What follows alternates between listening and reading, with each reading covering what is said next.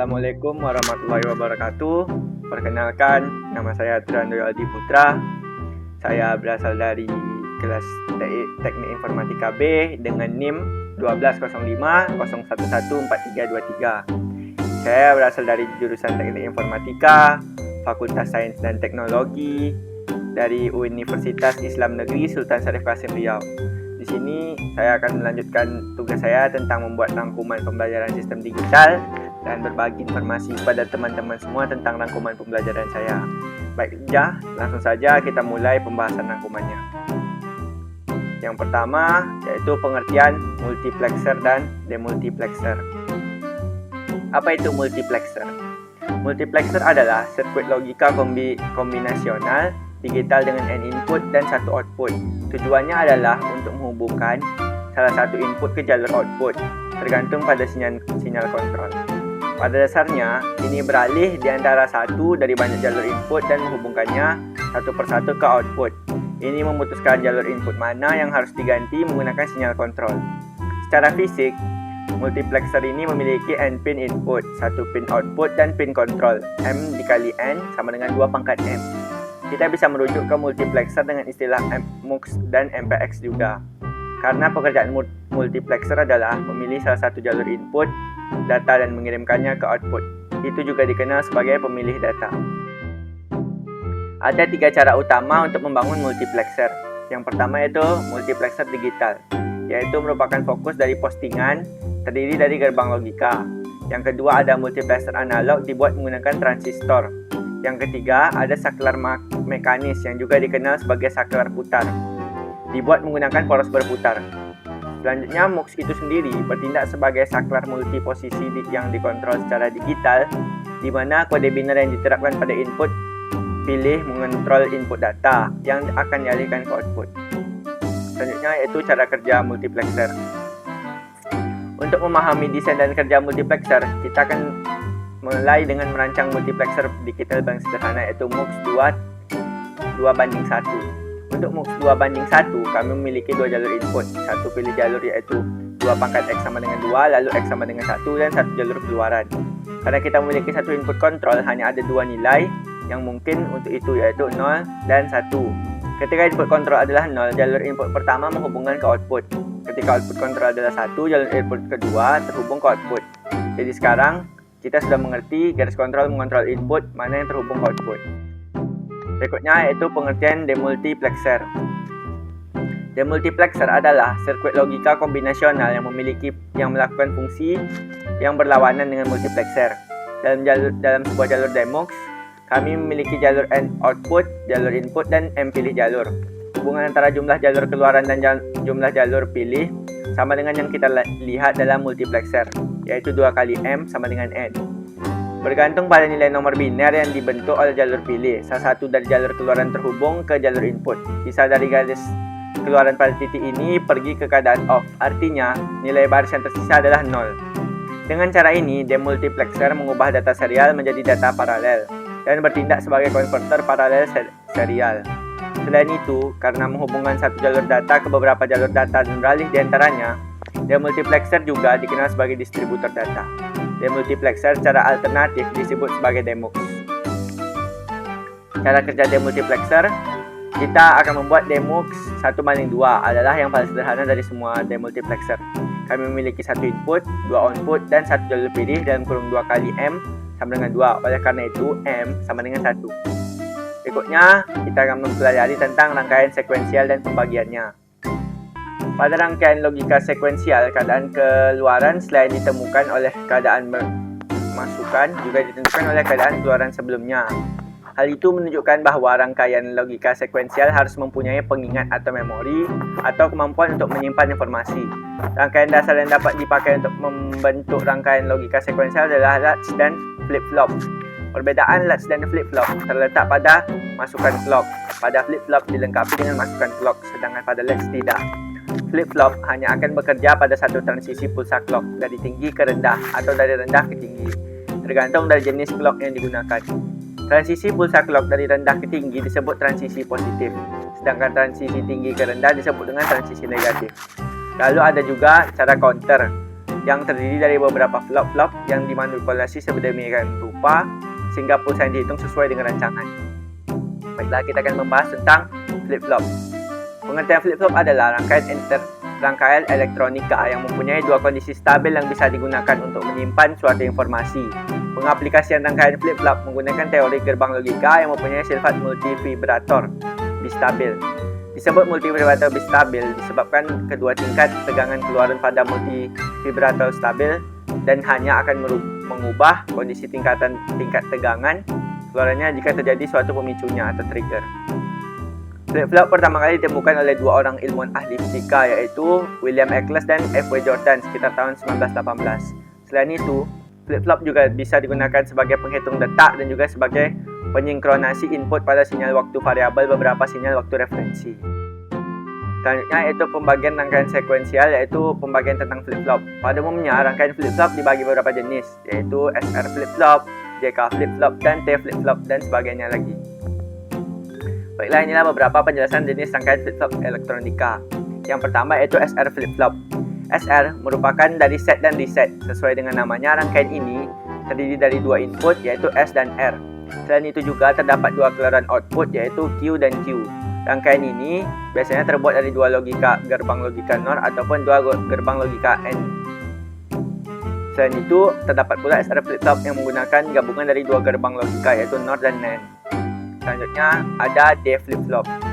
Pada dasarnya, D flip-flop ini merupakan modifikasi dari SR flip-flop, namun ditambahkan gerbang logika NOT atau inverter dari input S ke input R. Lain halnya dengan SR flip-flop, rangkaian D flip-flop hanya memiliki satu input, yaitu D. Yang ketiga ada JK flip-flop. Rangkaian ini merupakan pengembangan dari SR flip-flop dan paling sering digunakan. JK flip-flop mempunyai tiga terminal, yaitu J, K, dan CL atau clock. Yang keempat ada T flip-flop. Rangkaian ini merupakan bentuk yang lebih simpel dari JK flip-flop. Kedua input J dan K yang dihubungkan kemudian sering disebut dengan single JK flip-flop. Selanjutnya yang kelima ada CRS flip-flop. Merupakan rangkaian clocket dari RS dan FF yang sudah dilengkapi dengan terminal pulsa clock. Pulsa clock berguna untuk mengatur keadaan set dan reset. Jika pulsa clock berlogik 0, maka perubahan logik input R dan S tidak akan berdampak pada perubahan output key dan key note. Output key dan key note akan berubah jika pulsa clock berlogik 1. Selanjutnya yaitu ada counter.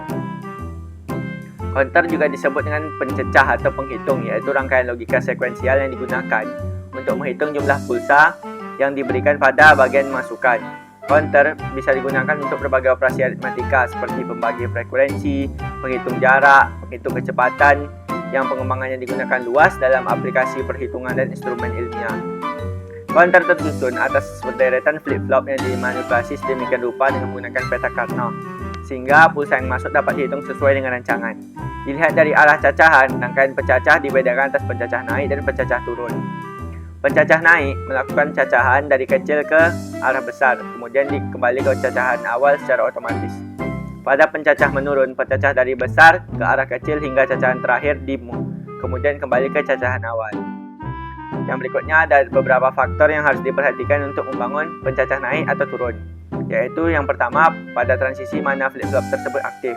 Yang kedua, output flip-flop yang diumpankan ke flip-flop berikutnya diambilkan dari mana. Sedangkan yang ketiga yaitu indikator hasil cacahan dinyatakan sebagai output yang mana. Secara global, counter terbagi atas dua, yaitu synchronous counter dan asynchronous counter.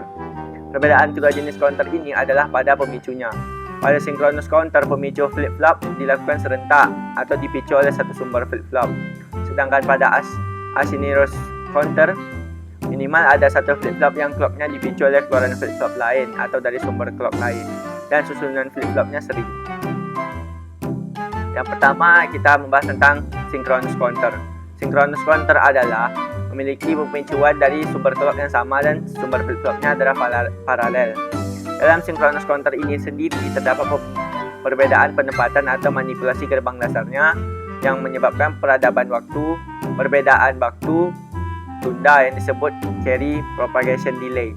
Penerapan counter dalam aplikasinya adalah berupa chip IC, baik IC TTL maupun CMOS. Antara lain adalah TTL 7490, 7493, 74190, 74191 dan beberapa lainnya.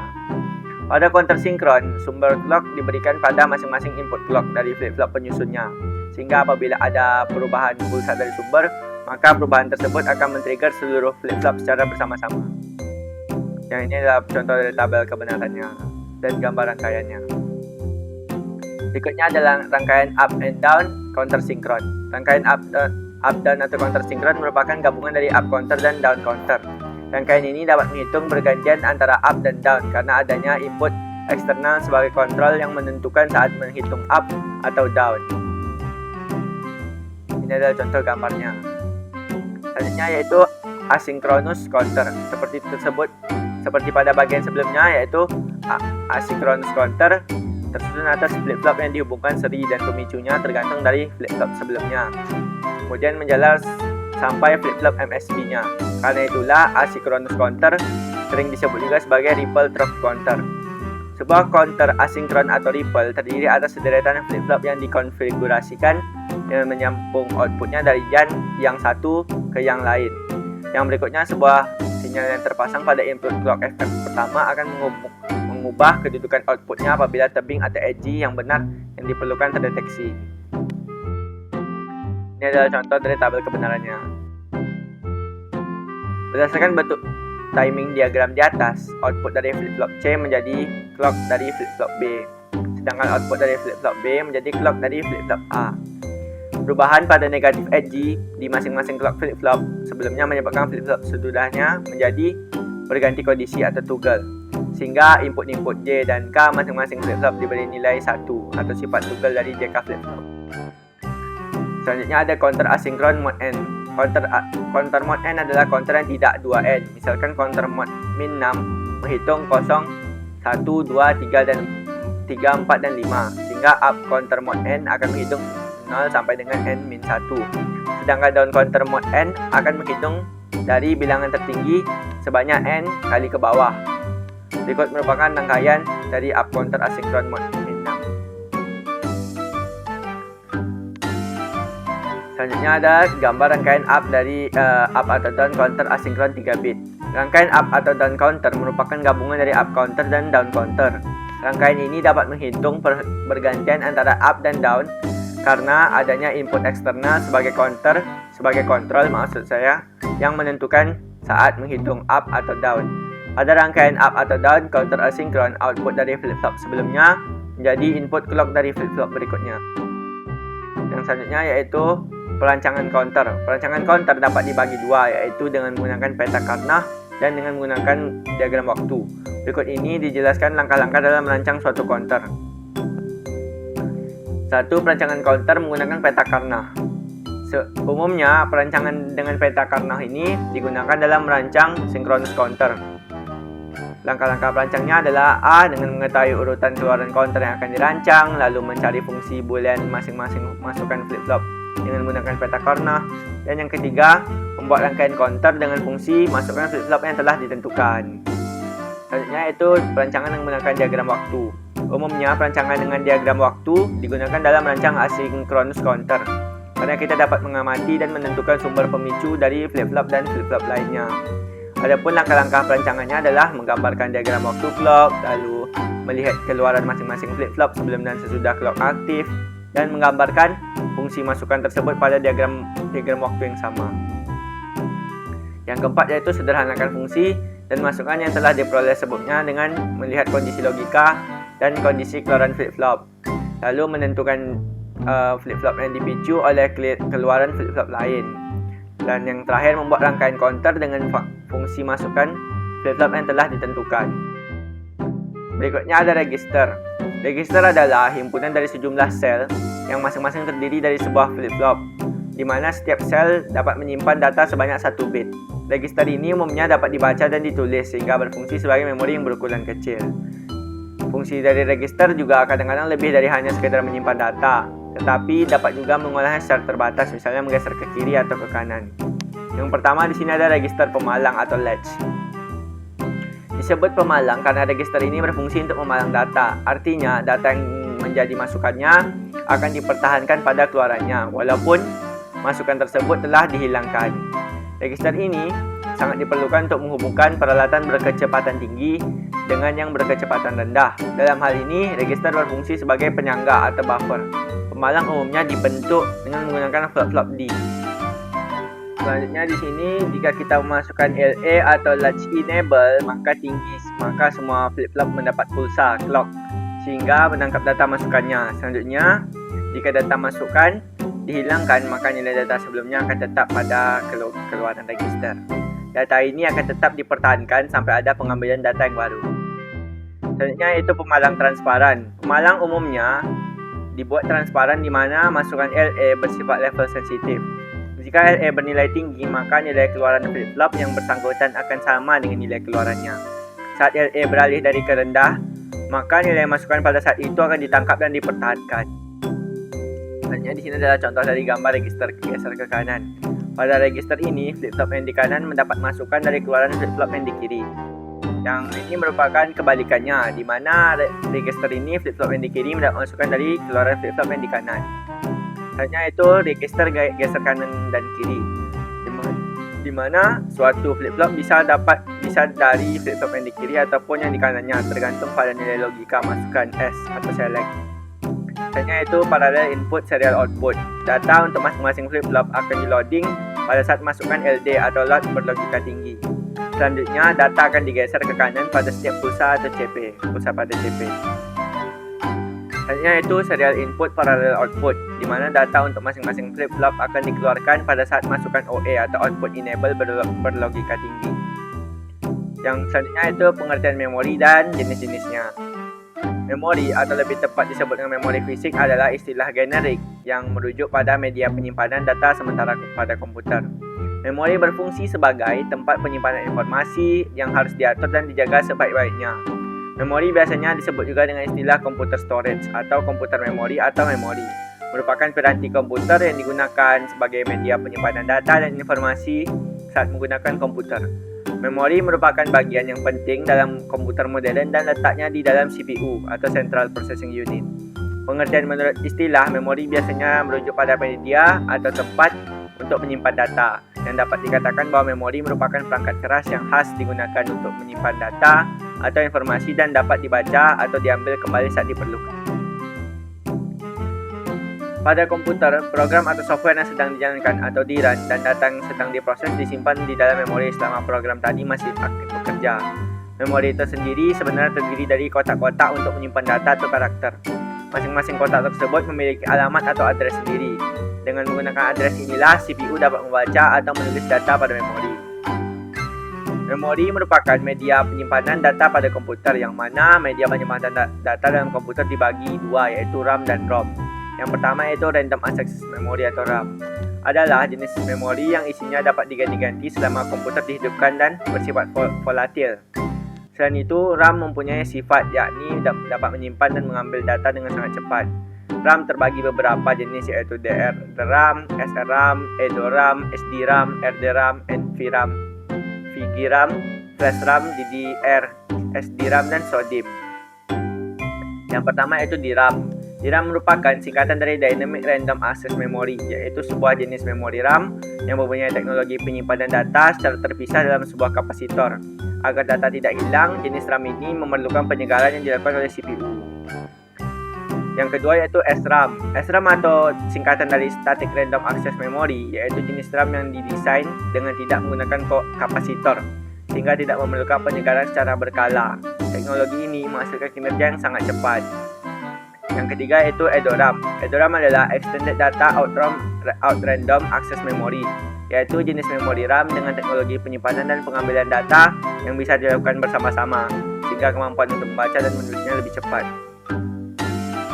Yang keempat yaitu SDRAM. SDRAM merupakan singkatan dari Synchronous Dynamic Random Access Memory.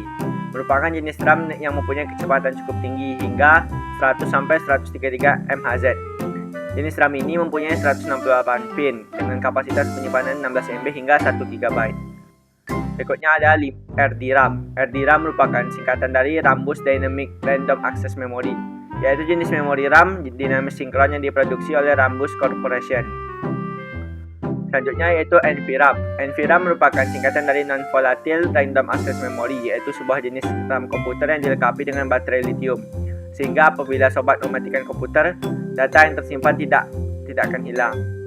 Selanjutnya itu VGRAM, yaitu Videographic Random Access Memory. Merupakan jenis memori komputer yang dikhususkan untuk video adapter. Besarnya kapasitas memori sangat menentukan terhadap kualitas video yang dihasilkan. Selanjutnya ada Flash RAM. Flash RAM merupakan jenis memori dengan kapasitas penyimpanan yang tergolong rendah. Untuk dapat bekerja dengan optimal, memori ini memerlukan refresh dengan daya kecil. Selanjutnya ada DDR SDRAM. DDR SDRAM singkatan dari Double Dead Red SDRAM, yaitu sebuah jenis RAM komputer yang mampu menjalankan dua instruksi sekaligus dalam waktu yang sama. Selanjutnya ada SODIMM. SODIMM merupakan singkatan dari Small Out Dual Inline Memory Module, yaitu jenis RAM komputer yang banyak digunakan untuk perangkat laptop atau notebook. Berikutnya yaitu ROM atau Read Only Memory atau firmware. Adalah jenis memori yang isinya tidak akan hilang ketika tidak mendapat aliran listrik, dan pada awal isinya hanya bisa dibaca. ROM pada komputer disediakan oleh vendor komputer dan berisi program atau data. Di dalam PC, ROM biasa disebut dengan BIOS atau Basic Input atau Output System atau ROM BIOS. ROM terbagi beberapa jenis, yaitu PROM, EPROM, dan EEPROM. Yang pertama yaitu PROM, yaitu Programmable Read Only Memory. Jika isi ROM ditentukan oleh vendor, PROM dijual dalam keadaan kosong dan kemudian dapat diisi dengan program oleh pemakai. Setelah diisi dengan program, isi PROM tidak dapat dihapus. PROM merupakan chip yang bisa menyimpan data namun tidak bisa dihapus lagi atau bersifat permanen. Berikutnya yaitu EPROM atau Erasable Programmable Read Only Memory. Berbeda dengan PROM, isi EPROM dapat dihapus setelah diprogram. Penghapusan dilakukan dengan menggunakan sinar ultraviolet. EPROM berbeda dengan PROM. EPROM adalah jenis chip memori yang dapat ditulis secara program secara elektris. Program atau informasi yang tersimpan di dalam EPROM dapat dihapus bila terkena sinar ultraviolet dan dapat ditulis kembali. Yang berikutnya, alat yang digunakan untuk menghapus isi chip EPROM adalah UV Prompt Eraser. Alat ini akan menyinarkan sinar ultraviolet ke memori tempat data disimpan dalam chip EPROM. Dengan demikian, chip EPROM dapat digunakan kembali dan dapat diisikan informasi atau program baru di dalamnya. Selanjutnya ada EEPROM, Electrolytic Erasable Programmable Read Only Memory. EEPROM dapat menyimpan data secara permanen, tetapi isinya masih bisa dihapus secara elektris melalui program. Salah satu jenis EEPROM yang adalah flash memory. Flash memory biasa disebut biasa digunakan pada kamera digital, konsol video game, dan chip BIOS. Selanjutnya yaitu Automatic Logical Unit atau ALU. Arithmetic Logical Unit atau ALU adalah salah satu bagian atau komponen dalam sistem komputer yang berfungsi untuk melakukan operasi atau perhitungan aritmatika dan logika. Perhitungan dalam ALU menggunakan kode biner yang merepresentasikan instruksi yang akan digunakan atau opcode dan data yang akan diolah atau operand. ALU biasanya menggunakan sistem bilangan biner to complement. ALU mendapat data dari register, kemudian data tersebut diproses dan hasilnya akan disimpan dalam register tersendiri, yaitu ALU output register, sebelum disimpan dalam memori. Pada saat sekarang ini, sebuah chip atau IC dapat mempunyai beberapa ALU sekaligus, yang memungkinkan untuk melakukan kalkulasi secara paralel. Arithmetic Logical ALU ini berfungsi untuk melakukan suatu proses data yang berbentuk angka dan logika, seperti data matematika dan statistika. ALU terdiri dari register-register untuk menyimpan informasi. Tugas utama dari ALU adalah untuk melakukan perhitungan aritmatika yang terjadi sesuai dengan instruksi program. Ada 3 jenis adder. Yang pertama yaitu rangkaian adder dengan menjumlahkan 2 bit yang disebut dengan half adder. Yang kedua ada rangkaian adder dengan menjumlahkan 3 bit disebut dengan full adder. Dan yang ketiga rangkaian adder dengan menjumlahkan banyak bit disebut parallel adder. Yang pertama yaitu half adder. Rangkaian half adder merupakan dasar penjumlahan bilangan biner yang terdiri dari 1 bit. Oleh karena itu dinamai penyumlah tidak lengkap. Yang kedua ada full adder. Pada saat sekarang ini sebuah chip atau IC dapat mempunyai beberapa ALU sekaligus yang memungkinkan untuk melakukan kalkulasi secara paralel. Salah satu chip ALU sederhana adalah IC ini. IC ini terdiri dari 20 kaki dan beroperasi dengan 4x2 pin data input dengan 4 pin keluaran atau pin F. Arithmetic Logical Unit atau ALU berfungsi sebagai proses suatu data yang berbentuk angka dan logika.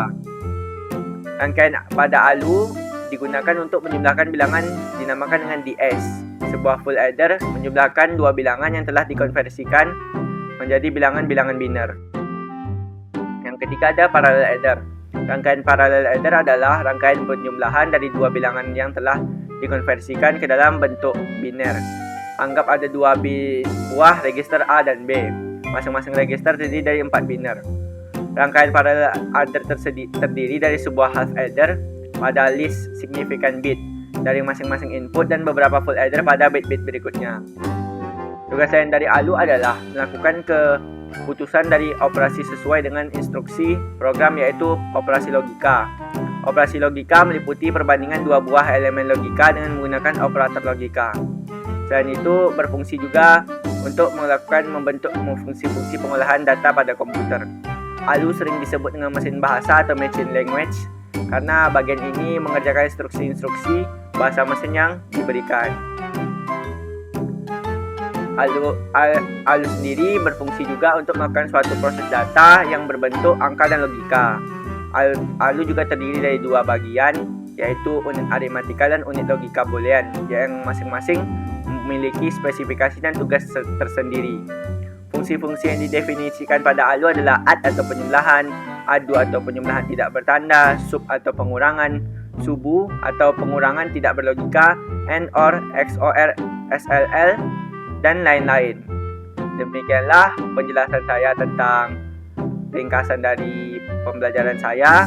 Terima kasih. Kalau ada salah silap mohon maaf. Wabillahi taufiq wal hidayah. Wassalamualaikum warahmatullahi wabarakatuh. Jangan lupa di like, share, dan subscribe ya guys. Terima kasih.